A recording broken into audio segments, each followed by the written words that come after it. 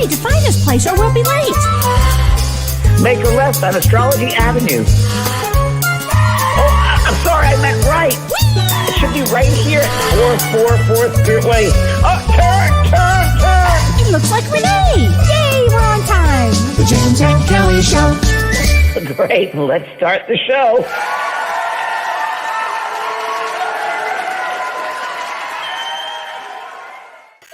Oh, those were the days. How weren't they though? When you get in the car and just go anywhere and Anywhere. You could go have lunch with friends and we could just have such a good time. What happened to those days? Changed. Oh, dear God. I know. You know, it's so funny, James. We're supposed to go to a concert tomorrow, and I don't think we can go. No. I just don't trust these numbers. Yeah, it's true. You know? There's stuff like this. It's wild, wild west land. It's Wild Wild West. I mean, the things you used to do, now I don't know so much. Well, look, we have so many people, James. We've got some, I can't say your name, Slodanka from Melbourne. Hi there. Kim J. Hi, Kim. Hi, Jen. Hi, Kate. Brad Bradshaw from New Zealand. Hello there. Oh, my gosh. Hi, Kathy. Hi, We're Claudia. international, Kelly. Wait, we're traditional? We drove that car internationally around the world. Oh, isn't that amazing? I think that's just so exciting, isn't it? Positive attributes of an internet, of reaching people around the world, and these Zoom calls of teaching and being with all of our friends all over the world. It's one big community, which I think is just such the best part of the internet when it's used in positive ways. That you can reach everybody and everybody can be as one together, which is so great. I just think that's so great. Konnichiwa, James and Kelly, which I love from Patricia. Yes. Hi there. Oh, Judy Loveland, love it. Oh my gosh, how great is this? So Kelly, how have you been? Well, since we talk every hour, I'll tell you this hour how I'm doing. Well, it's interesting, everybody, because things change so quickly that it's Kelly's every other hour on the phone. Like, do you believe this? Do you believe that? Do you believe this? It's like things happen so quickly, and now good things happen, but things which are just so outrageously crazy. And it's like, is this real? Is this not happening? Right. And so many people every day. I get a call or a text or an email saying, "What's going on? What is going on?" And I'm going to do an astrology report, but I just kind of want to preface this by saying, do you remember that old Seinfeld where the guy, he says, I was one of them, it says, I think it was Jason Alexander, and he said, "The seas were rough, my friend." And it reminds me of that kind of energy. If we think about being in the sea, in the middle of the ocean, and the energy is kind of intense. It's rough seas right now. Actually, you've talked about this many, many months ago, because I have it in my documents here about what your astrology readings were. I write little notes. Thank you. Thanks for keeping it. And I know for the past 2 or 3 years, I mean, you've been so accurate as far as the aspects that you talked about and how things were going to change and this was going to be going on. And I always say, Kelly, gosh, Kelly, the Grim Reaper, whenever he does astrology, but she's actually being very good because there's some heavy duty aspects there. Some heavy aspects. And God bless you for keeping it honest. You have to. And it's I just have to. I mean, I wish I could say, "Oh, it's going to be the greatest week." No, I can't. I just can't. But I can say a few things. I mean, I think astrology is important because it gives us a map. And what you said on your show today earlier, you said you were talking about the microcosm. That people want to know what can we do to change the world? I want to do this, do that. It's like, well, first of all, you got to change the microcosm. So you can't be responsible for outside there. First, you got to be responsible for your inside here. This you can change. This you can control. Out there, you can't really control it, but you certainly can control your association, your relationship to it, but what's going on within you. So that you can control. And I believe that internally and the aspects of who we are and what we do will ripple effect to the outside world. And I know that to be true because here we are today talking about mediumship. And I was one of the first ones to begin this work, never thinking that would go worldwide, that we'd be open to mediumship 40 years later. But it shows you that things can be influenced. Things can change. Definitely. Oh, you continue to be, but back in the day, you were a huge influence. You changed my life. Well, it's an example of how, what we can do can affect many, many lives. Yeah. And even whether I have the media or not, it would get out there. Somehow, at some level, those things get out to people. So I think your intentions are clear. You can change the world, but first you got to change what's inside you. And like Kelly said, all of these tools that we have: astrology, numerology, intuition. There's so many different tools that are given to us to tune in, to be connected, if you will, to Right. who we are in the world around us. Yeah. Right. Oh my gosh. Well, let's just talk a little bit about just this week. So I don't want to get too far ahead of everybody right now, but I thought I'll start with today is a really important day, actually, James. So today is July 11th, 2022, and today is the second exact Pluto return conjunction at Capricorn at 27 degrees.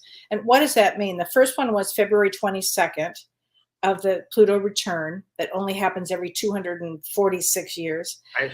And so so today is the official day of the second of the Pluto return at the same degree. That's very intense because on February 22nd, 2 days later, there was the war with Yeah. with Russia, and Yeah. it was awful. Ukraine. Yeah. Ukraine. And so today is the second of that. And so what does that bring? Well, Pluto brings up things. It brings civil unrest, particularly. It brings up a lot of fear. It brings up a lot of energy that to look at things. It has a lot to do also because it's in Capricorn with societal infrastructures and institutions and governments. Kelly, So, you said Capra, you said Pluto. What about, I thought it was Jupiter? well, Jupiter? no, Pluto's also in Capricorn, and we have Pluto's also in Capricorn. yeah. So this is a real big time of Capricorn, which is all about karma. Responsibility is huge with it. Yeah. Jupiter Capricorn isn't too great because Jupiter's expansive planet. Right? Jupiter's expansive, right? Capricorn's going to be the opposite. Everything has to be in alignment. Yeah. So it's a kind of I was going to say for the next several days, it probably is going to be pretty intense. But then on July 12th, which is tomorrow, Saturn actually goes retrograde. So when a planet goes retrograde, it goes back to bring us into things. It goes back in Capricorn. So again, Saturn in Capricorn, and Saturn is the planet of karma also. So and Capricorn represents all kinds of challenges here that we're going to have. Learning. It's all about learning. And this Saturn. Yep, it does, James. And so Saturn. this stays retrograde until the end of October. So we're talking about like weeks and weeks and weeks of some intensity here. So major learning, everybody. Major learning, whether it's, Right. And remember that things have to happen in order for us to learn. So certain things appear Right. hard and difficult and really disastrous. In some way, there's learning behind that. Oh, absolutely. Absolutely. I think These we're are all major learning experiences. This Yeah. aspect of major learning. major. And, I've been saying this all along, and I know everybody laughs when I say this, but we all did want to be here for this, great, interesting, fascinating time of growth. It's growth. How about that one? It's growth. It's growth. This is what we're here for. We'll be squeezed to grow, but we're going to grow. We will be squeezed to grow. That's the truth. Out all the way and hold back, but we're going to grow anyway. So. That's the truth. Okay, and then on July 13th, so Wednesday, we have a really rare spectacle, if you will, the supermoon, and we have it's the third supermoon of the year. We have actually 4 this year, and the 4th one is in August. But this is the biggest of the supermoon. So, and the supermoon occurs when the full moon is the closest to Earth. So it's a really big deal. And I don't know if you ever remember this fellow, James, but Richard Knoll was an old astrologer. Do you remember him from Dell? I don't. Okay, he was an old astrologer. He actually coined the term supermoon, which I thought was really interesting. And what he meant by it as an astrologer was that it caused geophysical stress. So there happened to be a supermoon during the big earthquake in Japan in 2011, where they had the tsunami. That was also a supermoon. Also, they had a major supermoon on February 9th, 1971, the San Fernando Valley earthquake, of which I just want to say I was there when that happened. So the supermoons are real powerful. It brings up a lot of intensity to all of us. It'll bring a lot of intensity. What's it in, Kelly? What's the moon in? It's in Capricorn. Ah! So all of this intensity with Capricorn, James, that it's big. It's a lot. And Capricorn also rules structures, doesn't Yes, it? it's structures. Oh, Yes, it's government. It's a lot of things. Might be And some land upheavals too. Absolutely. And this is also this full moon also, because it's not enough. It's not enough that it's a super moon, but it conjuncts Pluto, which means it's next to Pluto at the same degree. It's opposite Mercury, it trines Uranus, and it squares Chiron. What does that all mean in English? It means that watch being argumentative, watch wounded feelings, because when the full moon squares Chiron, Chiron's all about the wounded healer. So watch your emotions, because this is going to kind of pull us in all kinds of directions here, this full moon on Wednesday. Now, this is what it's asking us. So because it's in Capricorn, it says to us, what am I trying to achieve? So on Wednesday, during this full moon, you want to ask yourself, what is my goal in life? What am I trying to achieve? Because I wrote down, what am I learning? What am I learning? Okay. Because Capricorn actually also, James, represents the higher self here, which is the adult in all of us. So it's all about, what am I trying to achieve in life? What am I afraid of? Ask yourself while you're reflecting on this full moon, what am I afraid of? Kelly, let me interrupt you quickly, because I just got inspiration. Okay. So to me, and I don't know where this came from, I had really got pulled out from years ago. So I was married to a Capricorn. Does Capricorn rule fear? Yes. Out of all the signs, I think Yes. Capricorn that rules fear. Yes. Yes, that's correct. And a lot of these fears are going to come up the next couple of days. A lot of emotional fears, Yep. a lot of sense of being alone, solitude, not fitting in, all that emotional. That's all going to be part of this, folks. So just be prepared. You've been warned. You said that beautifully. Yes, absolutely. All of that. And so you want to ask yourself, again, what are you afraid of? And then why? This is a good question. Why am I afraid of it? Whatever it is. And then you want to ask yourself, what stands between my goal and and me? Where do I need to grow? How do I improve myself? Because the one thing about Capricorn and all this Capricorn energy, it is all about perseverance. So, and growth. It's really, this moon will, believe it or not, will help us accomplish our mission. If you really look at what's stopping you, and really this is the time to look at, because of this Pluto aspect, what are your self-sabotaging actions? Are you doing something to self-sabotage? So it is, I'll tell you what it's a great time for. It's a great time to meditate. It's a great time to take your crystals out. Now, I know everybody will always ask me about crystals. Take your crystals out now, because I'll tell you why. Your crystals need a good cleaning, frankly. They've had all this time with all the stress going on in everybody's life. Take your crystals out, put them outside. Even though the energy is, kind of intense, your crystals will really appreciate that you take them out and get them cleaned. And all you have to do is you could put them under running water, or sit them in a salt bath, or do nothing and just put them out in the moon and leave them out overnight. And I think that's just a great thing to do with crystals. Yeah. Because they're going to need their energy for the next 6 months.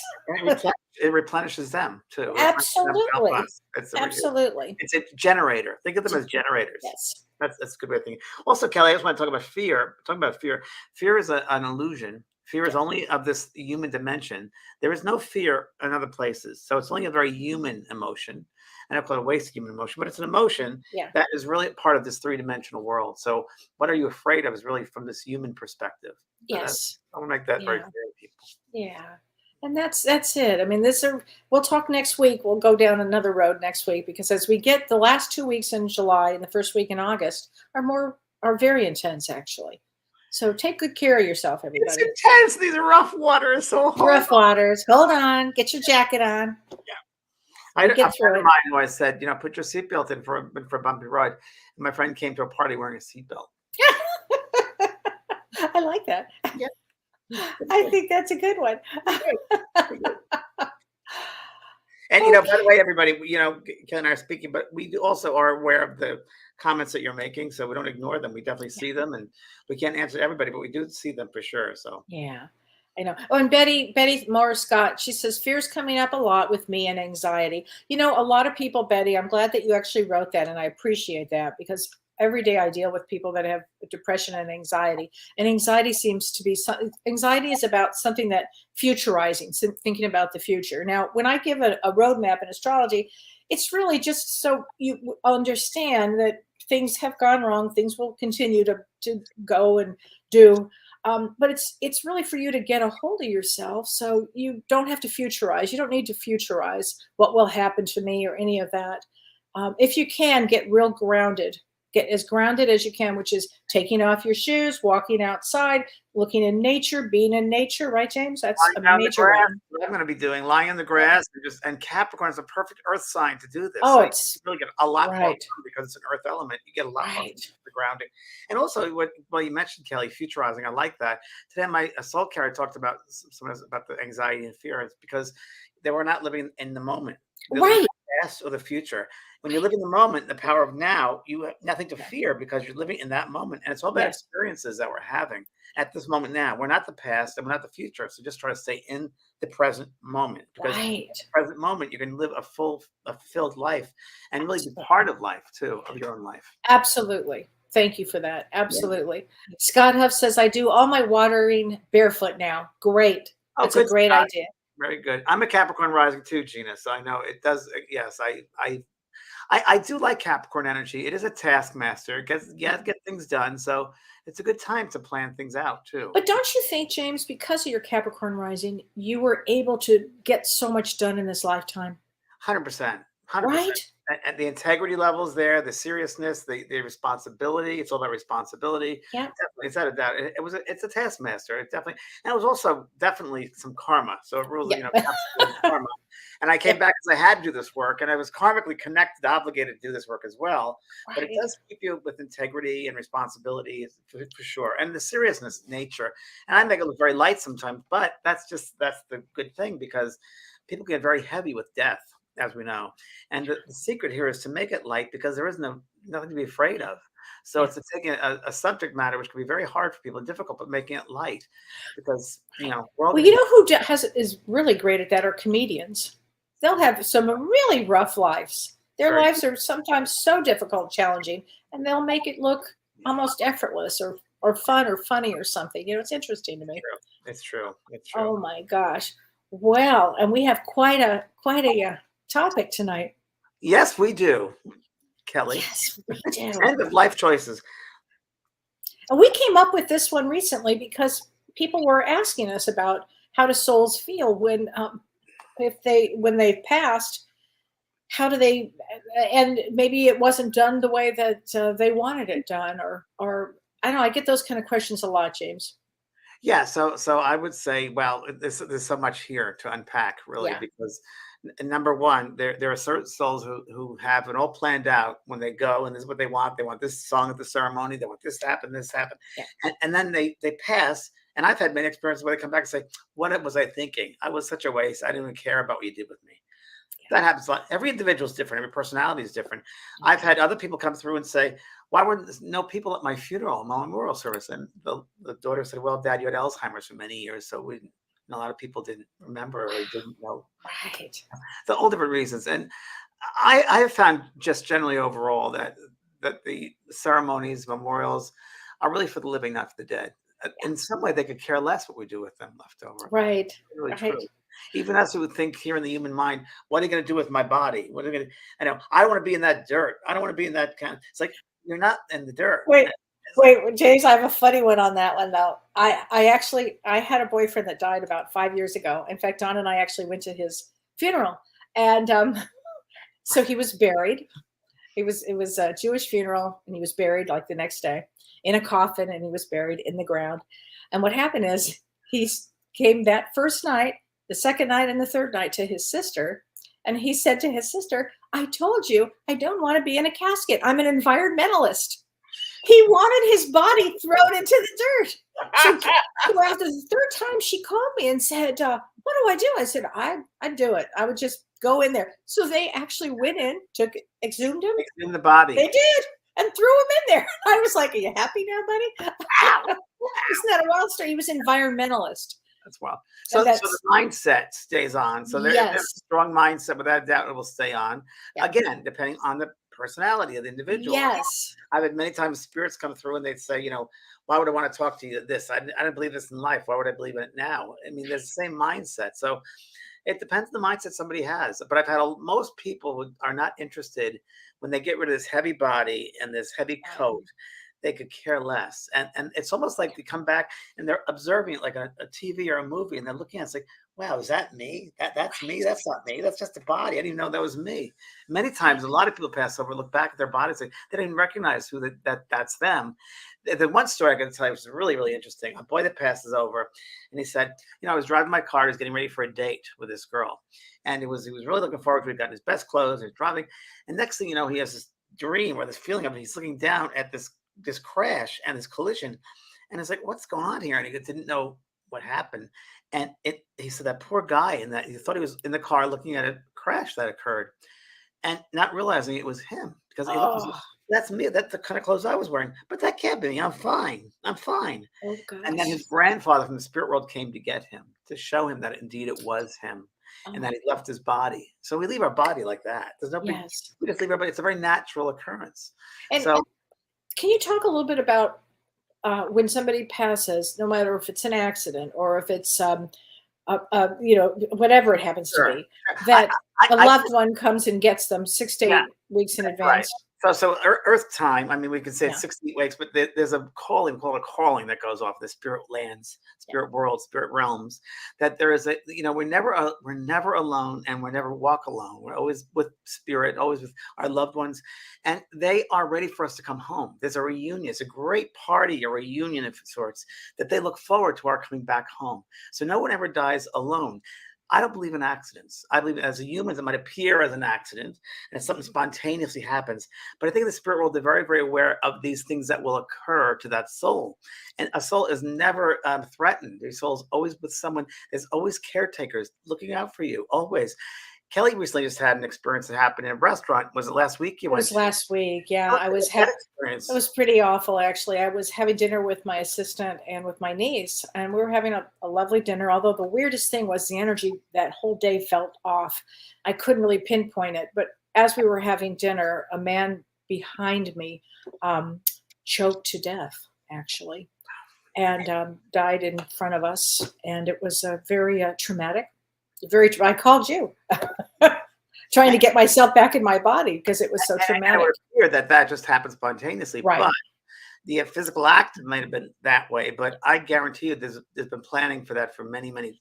I And mean, of all the people that could be there, I mean, I did hold a space for prayer, and so did Carissa, and so did my niece Mary. I mean, we all were literally praying, and it was a real sacred moment, is what and ended a up fast happening. exit, by the way, fast exit. That's a good exit. It's fast, quick, out. It was fast, yeah. I mean, I've had so many spirits come out, and when they come back and they say, "Oh, I didn't realize I passed." I look down the chair, and there I was, slung dead. So that can't be me. And it was me. I just died of a heart attack. Didn't even realize I died of a heart attack. I felt like I'd gone into a dream. It was nothing. It was nothing. Nothing hurts. There's no pain at all.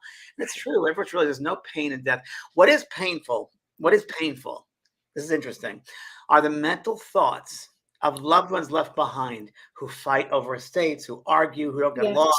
That's painful because they hear those thoughts they amplify. The thoughts are amplified.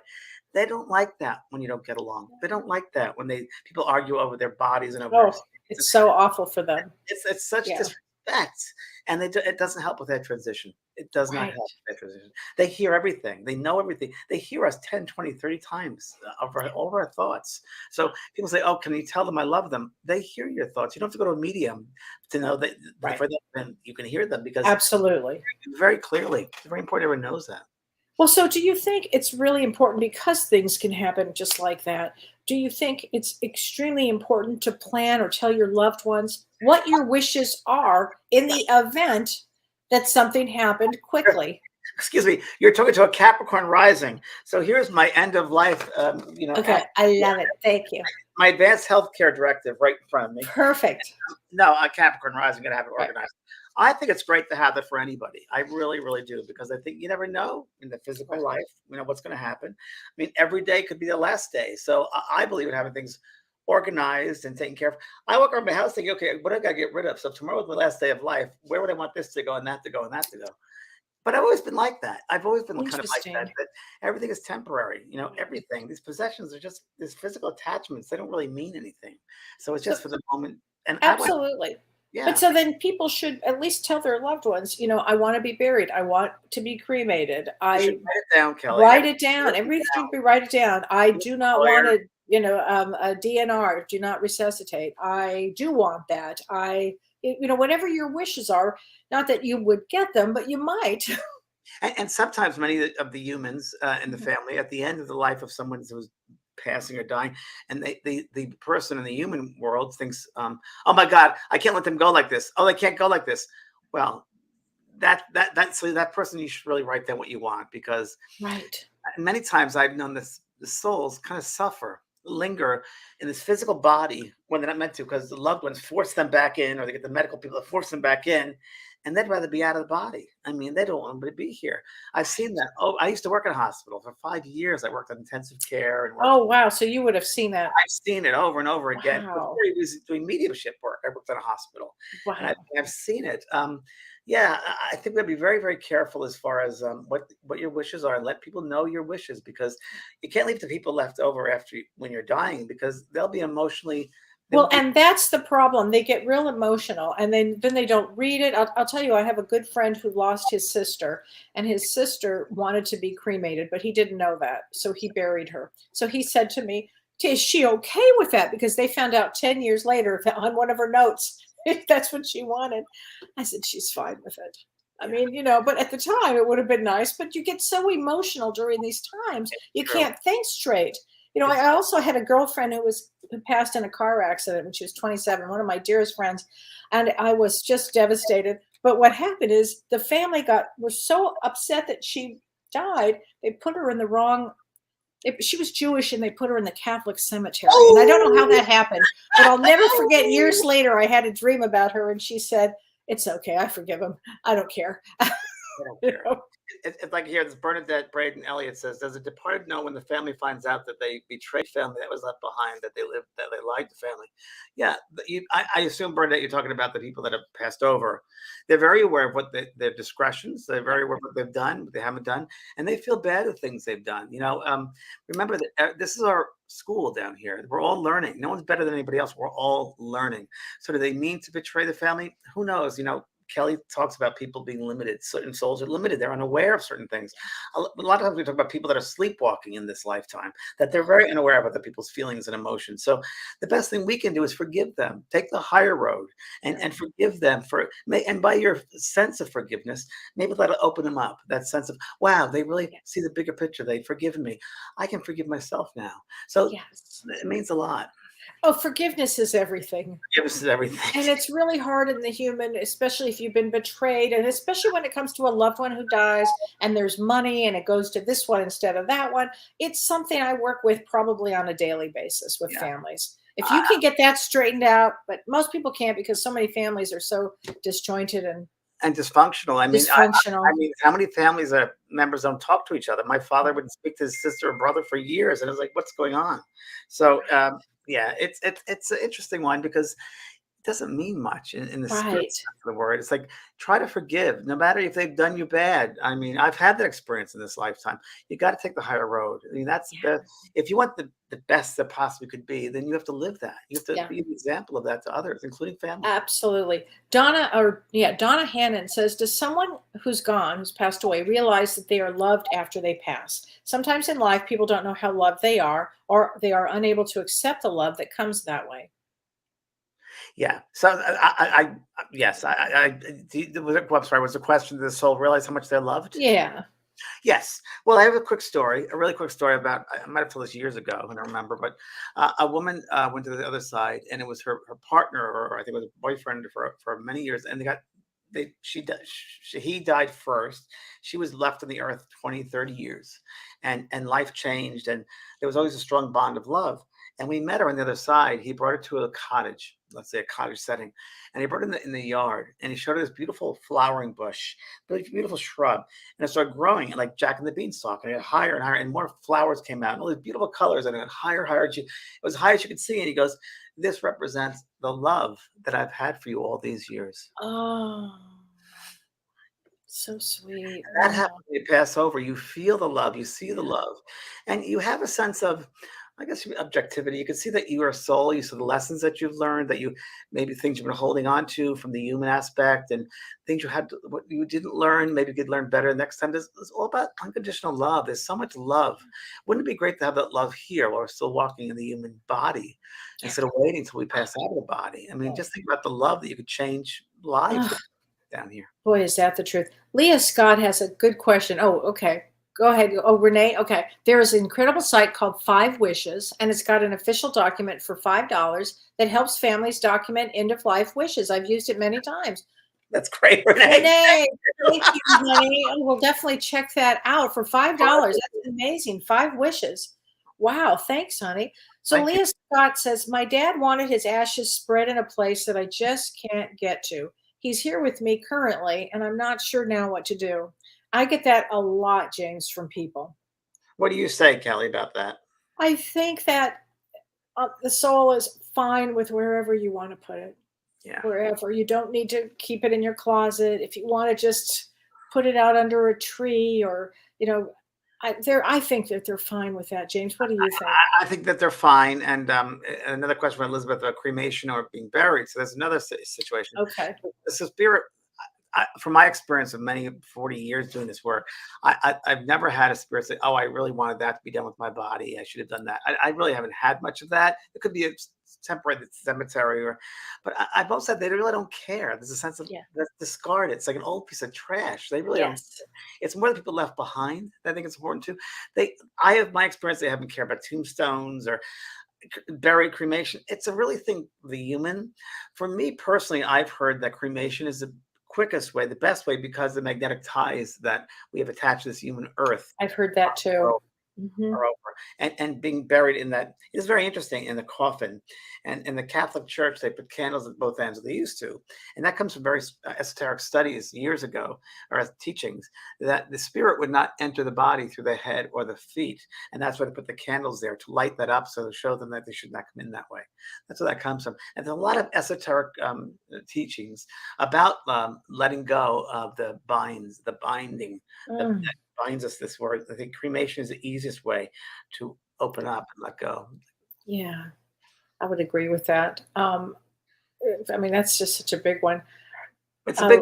It's for the living, not for the dead. Remember, the right. burial, the memorials. They're for the living, not for the dead.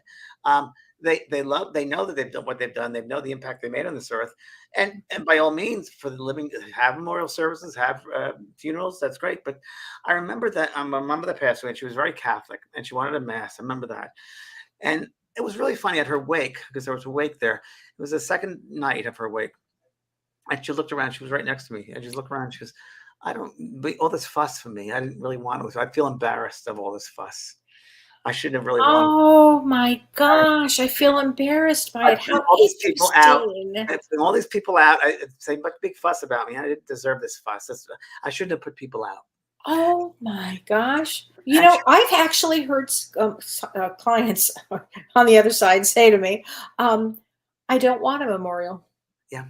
So it's kind of what you just said. Yeah. And that's up to everybody's choice. I mean, Yeah. everybody has a choice of what they'd like. And Oh, this is a great question. Patricia Aldana says, do they care if they aren't visited often in their resting places, like a cemetery? well, they're not there. They're not there. Yeah, they don't. You get more with their thoughts of sitting down quietly, contemplation, and talking to them that way in your room than you would looking at the ground. They're not in the ground. Think about it. They're not in the ground. You're right. They're outside the ground, so they're not there. I once had a young man come through to his mother in an audience. He said, "Mom, why do you go on Wednesdays and stare at the ground? Do you realize I'm not in the ground? How could you be speaking to a piece of grass? I'm not Right. there." And he would say over and over again. It was really interesting. Our perspective, it's so fascinating. Now, I just heard one of my guides say to me, you must tell them also, though, it's a ritual. That's a ritualistic for the human being. Ah, A ritual okay. at the end of life for a ceremony. So that is Right. indeed proper for certain, okay, they say proper for certain people, certain peoples that have to have that human touch, and that the ritual has to take place and be completed. But do not despair, because your spirit loved one is safe here.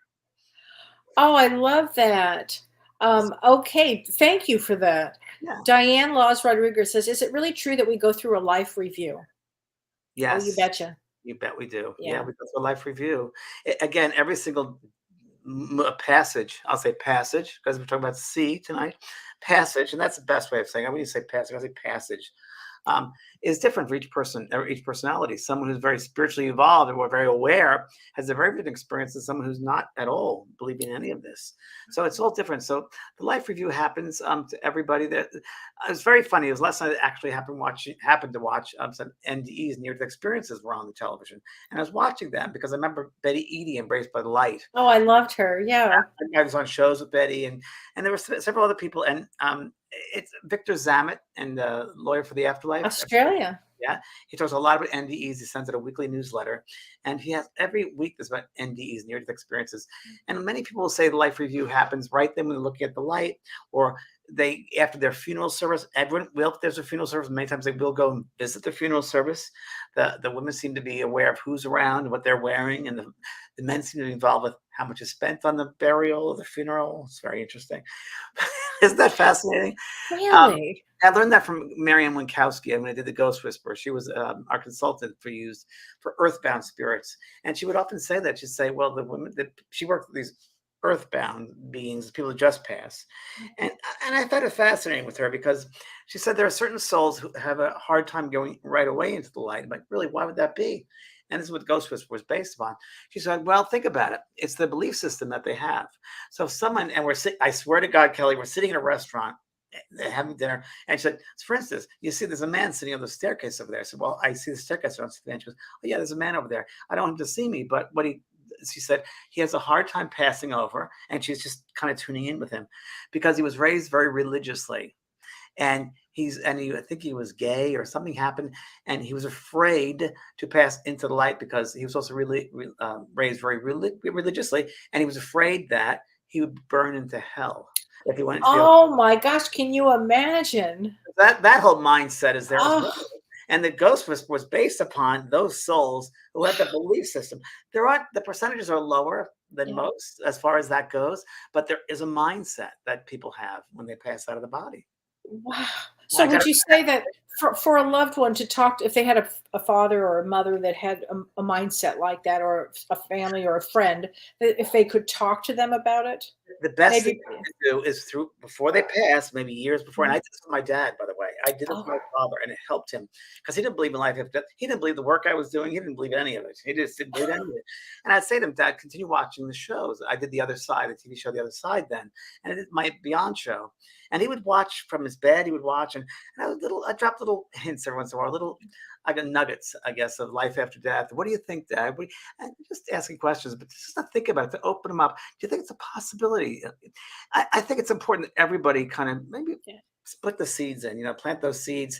And after he passed out of his body, right away, he came back and he said, you got it right, James. I'm alive. Oh my God, you're right. I'm alive. I'm alive. I see a sister I didn't know I had, and we found he had a sister. So if you can just put the seeds there and spread the seed with the awareness, just putting that kernel of awareness, of knowledge there, just place it there for them, that they can hold on to that when they leave the body. That's a good thing. Right. Yeah. That little seed would help them. Will really, really help them. That'll be as the oxygen mask. Yeah. Right. Now, here's a good question, and this is from Dana Hannon again. There is someone that I love dearly. We did not get a chance to say goodbye. So I look for him. I miss him, and I look for signs of his presence. After he passed, I pulled up a van with his TV show. I'm not sure what that means. But when we don't get a chance to say goodbye to somebody when they pass. Yeah, so I've often said to people what you can do. They're right around you. They share the space around us. So I often have people write a letter to them. Yeah. Write a letter to your loved ones. Great one. And write a letter to them, and then I have people fold it up, maybe put an envelope, write their name on it, put it in a drawer somewhere. But on your calendar, write down like a week later a date for you to have a talk with them. So that put it down your calendar. Then when that time comes up, you sit down with a pad, and now they're going to write through you a message from them to you, and just begin to start writing and don't even think of it. And it works every time. Every single time. They're just a thought away. They're just a thought away. They share the space around us. And I think, and while people are alive, I mean, really tell your loved ones how much you love them if you do. Really tell them how much you love them. Tell them how good what kind of relationship you guys have had, the good, the bad, the ugly, whatever. But really, I'd have some deep conversations with people. And forgive them. And forgive them. Yeah. And forgive yourself too. forgive them for yourself, because you don't want that when they cross over. You don't want to hold on to all that stuff Right. in the human, in the aspects of being alive. You don't want that. You don't want that to carry over. Same thing with everything's more intense when you leave the body, because here's a physical world, there it's a mental world. So everything's more intense and you feel things more, you think of things more. So that's why they say, we should handle our addictions down here, our Right. guilt, our everything, Right. everything down. We should let go of them down here. Don't be shackled with that Right. when you pass away, Right. because your mind will be shackled if you don't take care of these things right here. So let go and forgive, and don't make, Right. don't make little things that important. You know, Well, and the other thing is, if you open up a dialogue with somebody, let's say you haven't even talked to them for a long time or whatever, and you start opening a dialogue about thanking them for being in your life or anything like that, what happens is then you might go into, if you were to pass, what would you want? Just to open the door for that, what would you want? And some people don't want to talk about it. My own mother, she just couldn't talk about it. It drove me nuts. But if you could just even open a door to say, what do you think? What would be the possibilities? What would you like? I guarantee something. You'll learn a lot about the person, because they might open up in a way that you would have never imagined before. So it's the kind of thing that when somebody passes, you'll remember, oh, I had this conversation with them. This is what they wanted. and it's important, Kelly, that when you're speaking to that person, you speak to them on the level that they understand it. You speak Yeah. their speak. So when you're considering Yes. somebody like your mother, like someone who's a control freak, mom was a control freak. So we have someone controlling that, control their space. They don't want to talk about it. Say, well, what do you think is there if their life after death? What do you think? What can you imagine? That's it. That's a great question. What do you think? Yeah. Think? And that way you can give them the permission to open up about it on their terms, especially with some of the control people, and give them permission to think about it and express themselves. And that's an open dialogue. That begins the open dialogue. Absolutely. This is a great question. This is from Christy Oucher. Hi, Christy. She says, can you be a burden to your loved ones who have passed? I talk to my daughter so much. So her daughter passed fairly recently. And she's a wonderful, wonderful mother, and her daughter's incredible who's passed. But she said, is it possible, I guess, to be a burden? Well, I don't know if burden is the right word. I just think I always present it to people and saying, well, so remember that they hear all of our thoughts 10 times, 20 times, 30 times stronger. So I often say, if we have like a dinner date and we're getting ready for a dinner date and we get, showered and cleaned up and put the clothes out, and the phone keeps on ringing. And you can't go get ready for your date because you got to go answer the phone every 5 minutes. Think of it like that. They hear our thoughts all the time. So, holding them back from doing whatever they love you, and they will, but it also holds us back from doing our own thing. And really, we have to live. They're not dead. They're not dead. But I believe you can have an open conversation with them all the time. But also remember, if you're so obsessed with that side and what's going on over there, you're not present in what's going on here, and you have to go through your lessons down here. You can't cut school. You got to go through your classes. Yeah, you can't cut school with this. But you got to know they know you love them, and they know that you love them. And who knows, in this lifetime, when you lose, let's say, a child or a loved one, how do we know it's not karmic, Kelly? That in another lifetime you left early, and they don't find out what it's like, and you have to leave. I think about that a lot when this a lot of has happened. learning from both ends, both sides of the coin. Right. Well, and James, I know you have a mediumship coming up, talking about helping people. I do. I join once every 3 years. I do mediumship Yeah. 1 course, and the mediumship 1 course is coming up. There it is, right there, and it's coming up right now. In 2 days, Wednesday, I'm going to do a hands-on workshop for 2 hours, and it's a wonderful course in mediumship 1 for people who don't necessarily want to be mediums, but be open to that energy, be open to the techniques of being mediumistic. So, if you go to JVP School of Mystical Arts, you can register for that and register for the workshop if you like to. It's a great time to be doing something like that right now. But even mediumship 1, really what it does is it opens you up to helping others on levels that you may not even be aware of it. And interplane levels as well. Yeah. Not physical, but those mental levels, those other realms, and be mindful of the guides, the people that help you out. Not necessarily you have to perfect communication, but there'll be levels that you'll reach, because you're a soul and they're a soul. You're a soul in the body, they're a soul outside the body. But there's no reason why we can't connect soul to soul. And that's what the course is about, is connecting soul to soul. Yes. Oh my God. I love that. So thank you. I forgot about that. That Wednesday night is a 2-hour Well, workshop. it's an important time because it's that full moon on Wednesday. It's a super moon on Wednesday. Moon. So it's going to be Yes, a that's 2-hour really workshop. perfect day to do that. Perfect day to do I didn't that. think of that, Kelly. You're actually. right. You're Oh right. my gosh. You're I think right. it's going to be Well, perfect. it's Oh, and down then this Friday, you're doing messages. and it's Friday. That's right. You got I'm a doing busy week. I have a very busy week. I don't stop. It's a VIP evening of Spirit Messages from July 15th. That's right, 5:30. And I do many, many messages, and they've been pretty incredible. And again, because of the supermoon, all this Capricorn energy, boy, Oh. those messages are going to be like, They're going to be, it's going to be I amazing. think there's some tickets still available. I think there is. So please go Oh to my God. advancedprog.com and sign up. It's a great night. I mean, we continue doing it because people just love it. And I love it. I learned so much. It's so much fun to watch. It's so much fun. And everybody gets a message. Everybody pretty much gets mean- the message. Mostly everybody. Yeah. I think mostly everybody. I mean, 20, I don't know how many, but a lot. It's really, everybody learns from each other. It's incredible. I learn every time.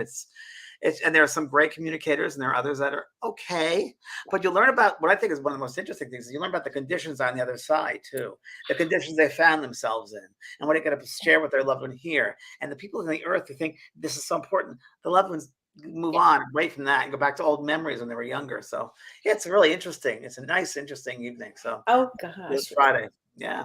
That's going to be great. Oh my gosh. And yes, that's done on Zoom. It's done on, If it was done it's on done on Zoom. Zoom. Yep. Vanprog.com. Yes. You can register for both those. Yeah. Well, the school is JVP School of Mystical Arts. That's Mediumship 1. That's where you go to register for that. And the VIP is vanprog.com. Oh, and it's the VIP one. It's a VIP one, so not as many Okay. people. It's a limited amount of people. That's what I'm wondering. Oh. I think we still have some tickets available, but it's limited Oh because my I do a gosh. lot of messages. I mean, most people get something. So Right. Oh my gosh. And this is a good question. Penny Laray, I think if I say that right, she says, can a loved one on the other side bring two people together here on Earth? Oh, you betcha. you bet. All Yeah. the time they do it. They work really hard doing that, but they do. They do that. They do that a lot. They work very hard on the other side.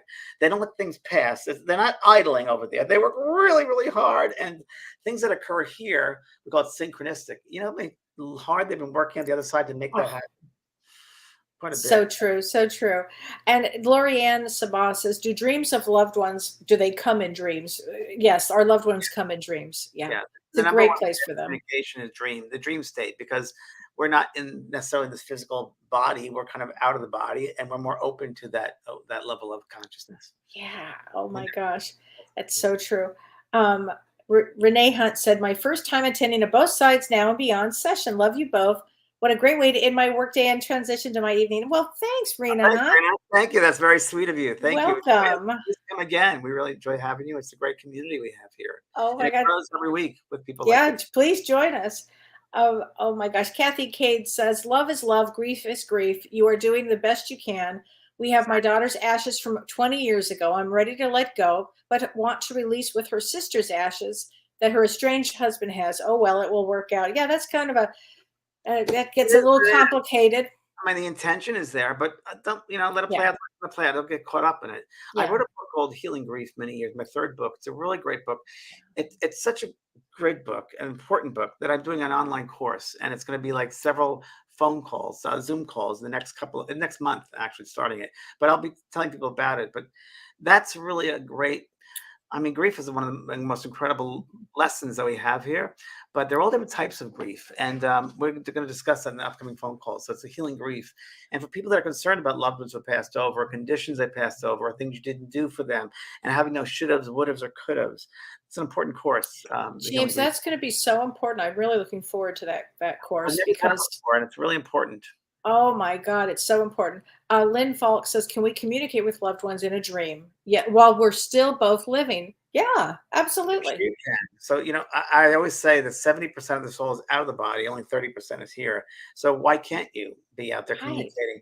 Thoughts communicate. Thought is communication. So you Right. can communicate with loved ones, living people all the time. Kelly and I do it all the time. Oh yeah.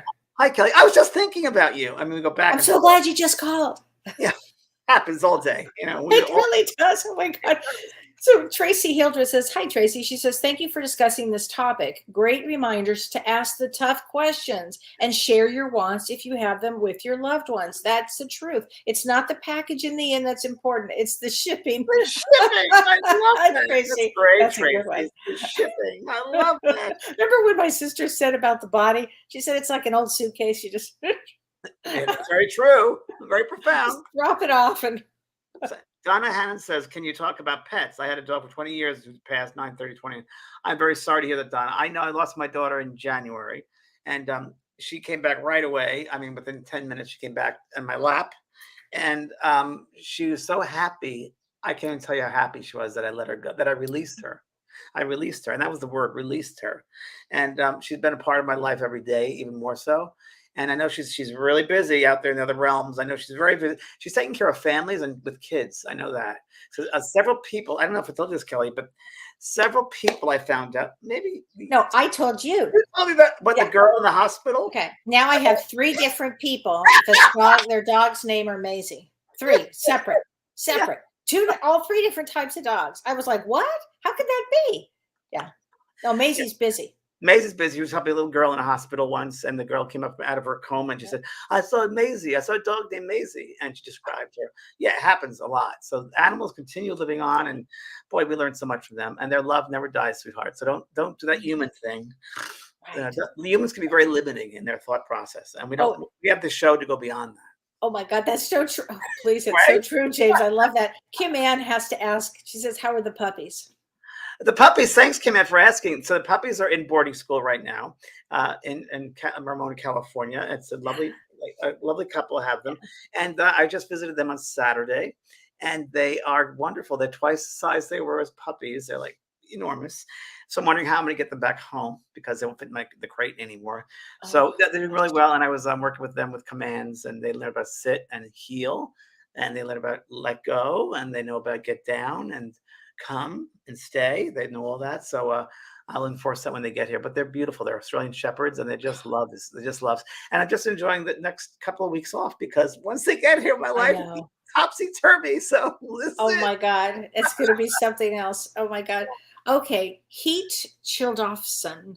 What is the silver thread that is attached to the soul? I don't want it cut from my son who passed, but does it something him from going to the light? Maybe prevent him from going to the light?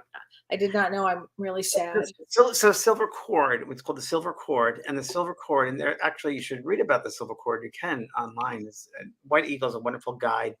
White Eagle and silver cord, but the silver cord is a thread, if you will, that seems to connect, and this goes back to esoteric studies and theosophy, the soul body to the physical body, and they say that silver cord is when someone is dying, it wears down that silver cord, and at the time of physical death, the silver cord is severed. So the soul is kind of severed from the body.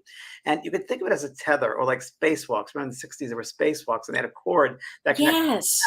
Same type of thing. So at the soul, it seems that the soul is, we can travel with the soul when we're in this physical body. And we can, many times people have talked about out-of-body experiences, and I've seen the silver cord. I've seen it, the shimmering. I've seen it too. Yeah. And when at that time of death, that cord is severed and they're released. So your son who has passed over, already because the sun has passed over, the silver cord's already gone. It's detached already. So you can't keep him that. What you want to do, sweetheart, is just be mindful of him coming to you in thoughts of love. Don't hold it back because you want him to be free and be expansive and be part of your everyday life. And that's what he would like. So you got to open that up and just expect and really just appreciate that love from him, from the higher realms of being. Don't hold him back on this physical earth. It's not too great. It's like wearing an old pair of shoes that that are worn out. Don't do that. Oh, it's the love that he feels from you. That's what love. They always tell I love. I always, believe that we hold other souls up by our constant, Kelly, let me just go to Fellini. I think this is pretty funny here. Okay. There's a great misconception that many think that you are born with mediumship gifts, when in fact everyone is born with the capacity. Oh, thank you, Renee. Capability, but for some, this is not a reality, and others develop according to interest and our curiosity. Mostly learn to discern because more and more it is people who are open to the experience are less doubtful. Fellini. Parts of that I understand, parts I don't. I think everybody, because we're a soul, they're a soul, there'd be no reason why you cannot contact or connect with this another soul.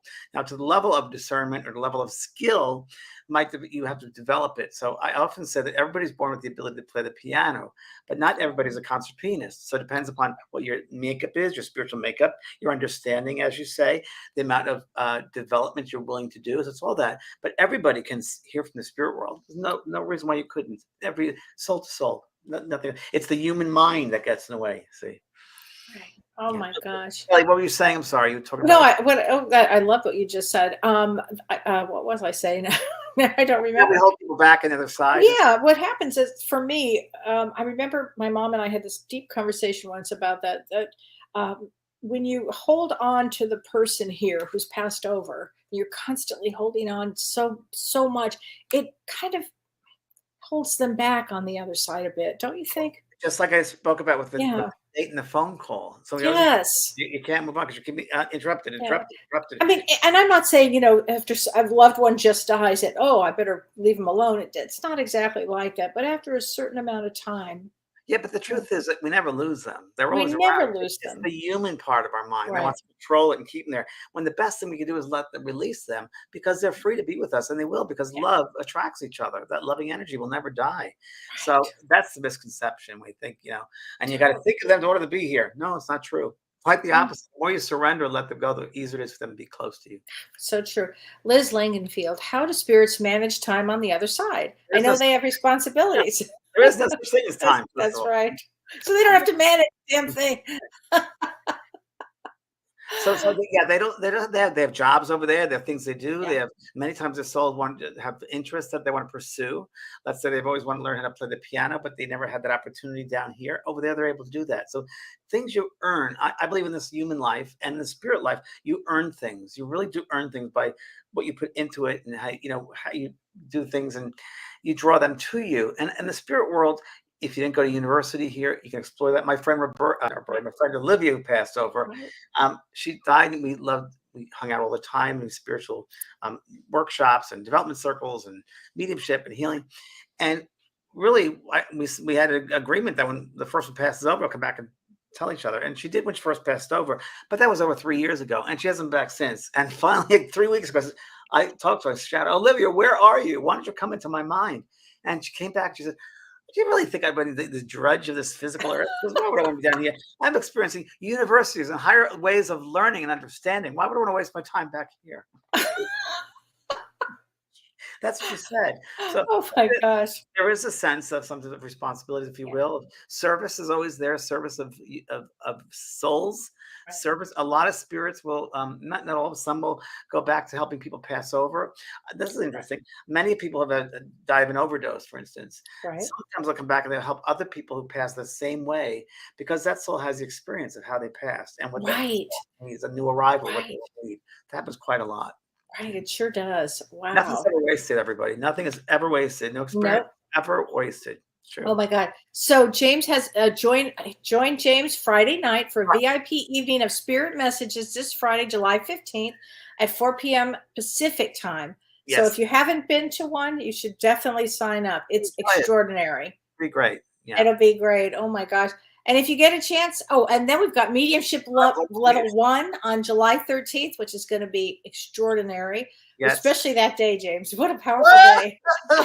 What a powerful I've time. already started preparing for it. So Oh my God. And if you get a chance, join me and Prajna Avalon on July 23rd. that's And we are doing our second part 2, actually, for Lemuria and Atlantis. And if you are interested, if you felt like you had this calling about Lemuria or Atlantis or the old civilizations, please join us. It's going to be fantastic. We're going to be talking about what life was like during that period of time and the gifts that everybody has from that period of time and the Kelly, wisdom. I Mhm. think I mentioned to you this past weekend when I was driving to see the puppies, I passed the Lemurian, the I couldn't believe when you called me, you said, you're never going to believe where I am. Lemurian Fellowship. Yeah. I mean, that's just so amazing. Thank you for that. I Sure. think that's We're that's everywhere. going to be great. So please join us for part 2 on July 23rd if you get a chance. And next week we have a really interesting guest. Yes, we have Anne Vanderwater, and Anne is a lady that I met at a retreat that I went to, and it just showed you a spirit. Well, I'll go into next week how people come into our lives, and she didn't know me, I didn't know her, but we connected right away as soon as she walked into the room, and she's a wonderful healer and different levels of healing, sound healing, and just true mastery of the human design. And she did a discernment with me, I guess you'd say, and it was right on. And so she's going to join us next week for about the human design and tapping into the mastery of the human experience. It's going to be fascinating. Maybe she'll do some sound healing work too. She'll do whatever we want, I think. I think she's so great and giving. And she did. I did on Facebook Live. I did a sound healing. Yeah, It it was amazing. was amazing. So maybe we can get her to do some crystal bowl healing. That would be great. Well, gosh, everybody, have a great week. Have a super week. Thanks, everybody. Thanks, everybody. Thanks, James. Thanks, Renee. Thanks, everyone. You've been listening to Both Sides Now and Beyond, featuring spiritual medium and master teacher James Van Praagh and spiritual medium and psychotherapist Kelly White. That was great. Maybe we changed some lives. And maybe opened up some minds. Which way do I turn? Right. I mean left. The James and Kelly Show.